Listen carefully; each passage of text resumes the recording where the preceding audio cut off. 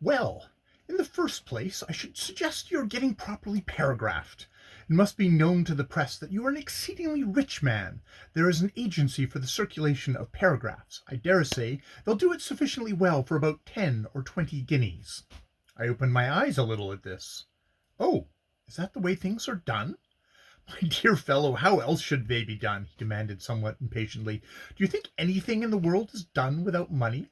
Are the poor, hard-working journalists your brothers, or your bosom friends, that they should lift you onto their public notice without getting something for the trouble?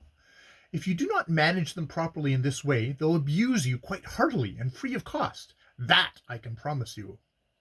I know a literary agent, very worthy man too, who, for 100 guineas down, will so ply the paragraph wheel that in a few weeks it shall seem to the outside public that Geoffrey Tempest, the millionaire, is the only person worth talking about, and the one desirable creature whom to shake hands with is the next in honor to meeting royalty itself.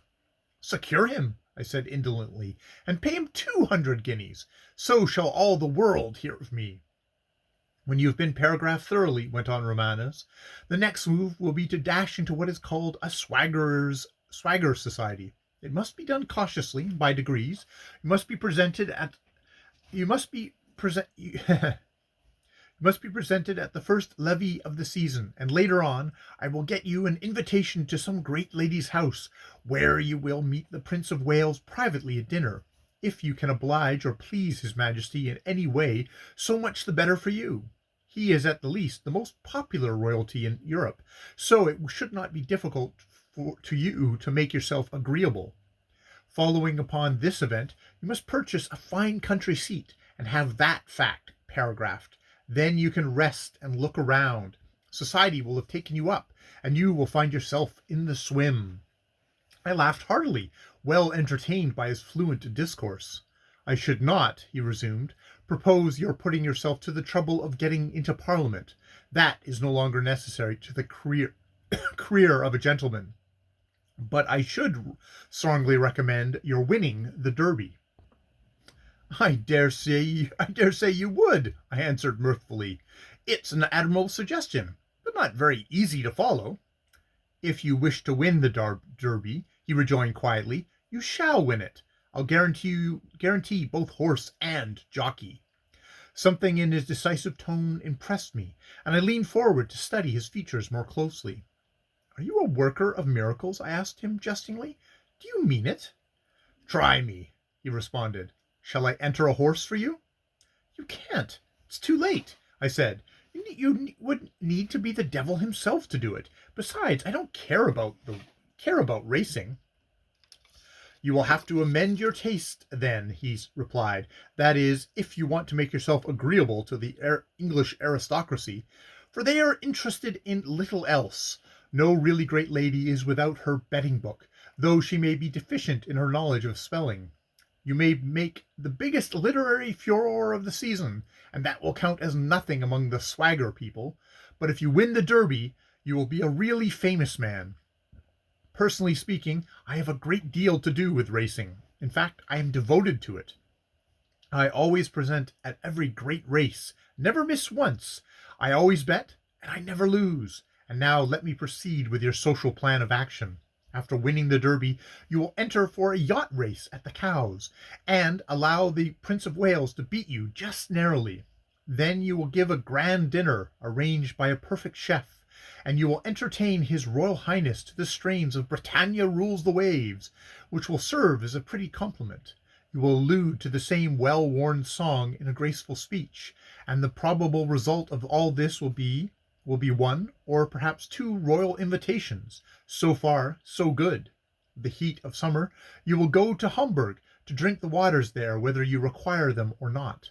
And in the autumn you will assemble a shooting party at the country seat before mentioned, which you have purchased, and invite royalty to join you in killing the poor little parrot partridges. Then your name in society may be considered as made, and you can marry whatever fair lady happens to be in the market. Thanks, much obliged. And I gave way to hearty laughter. Upon my words, Lucio, your program is perfect. It lacks nothing. It is the orthodox round of social success, said Lucio with admirable gravity. Intelligence and originality have nothing whatever to do with it. Only money is needed to perform it all. You forget my book, I interposed. I know there is some intellect in that, and some originality too. Surely that will give me an extra lift up the heights of the fashionable light and leading. I doubt it, he answers. I very much doubt it. It will be received with a certain amount of favor, of course, as a production of a rich man amusing himself with literature as a sort of whim. But, as I told you before, genius seldom develops itself under the influence of wealth. Then again, swagger folk can never get out of their fuddled heads that literature belongs to Grub Street. Great poets, great philosophers, great romanticists are always vaguely alluded to by swagger society as those sort of people. Those sort of people are so interesting, say the blue-blooded noodles depreciatingly, excusing themselves as it were for knowing any members of the class literary. You can fancy a swagger lady of Elizabeth time asking a friend, "Oh, do you mind, dear, if I bring one Master William Shakespeare to see you? He writes plays and does a something or another at the Globe Theatre.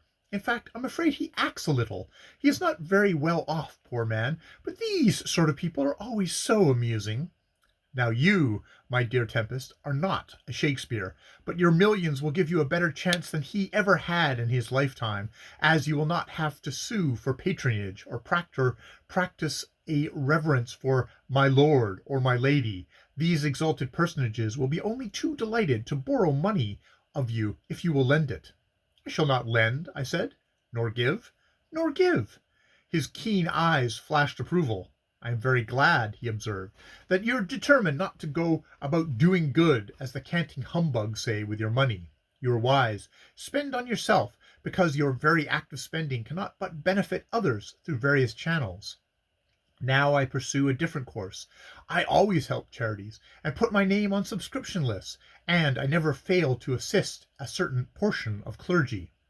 I rather wonder at that, I remarked, especially as you tell me you are not a Christian.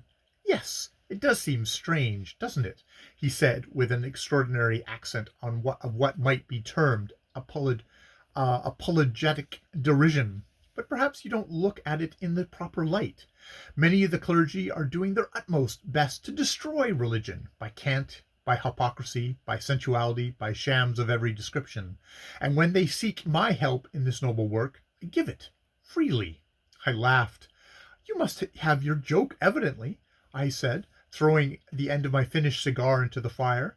And I see you are fond of satirizing your own good actions. Hullo, what's this? For that moment Emile entered, bearing a telegram for me on a silver slaver. I opened it. It was from my friend, the publisher, and it ran as follows: "Accept book with pleasure. Send manuscript immediately." I showed this to Romanes with a kind of triumph. He smiled. "Of course. What else did you expect? Only the man should have worded his telegram differently, for I do not suppose he would accept the book with pleasure if he had to lay out his own cash upon it. Accept money for publishing book with pleasure should have been the true message of the wire.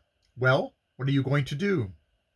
"I shall see about this at once," I answered, feeling a thrill of satisfaction that at last the time of vengeance on certain of my enemies was approaching. The book must be hurried through the press as quickly as possible, and I shall take a particular pleasure in personally attending to all the details concerning it. For the rest of my plans, leave them to me, said Romanes, laying his finely shaped white hand with a masterful pressure on my shoulder. Leave them to me, and be sure that before very long I shall have set you aloft like the bear who has successfully reached the bun on the top of a greased pole, a spectacle for the envy of men and the wonder of angels. End of chapter 6 of The Srrws of Satan.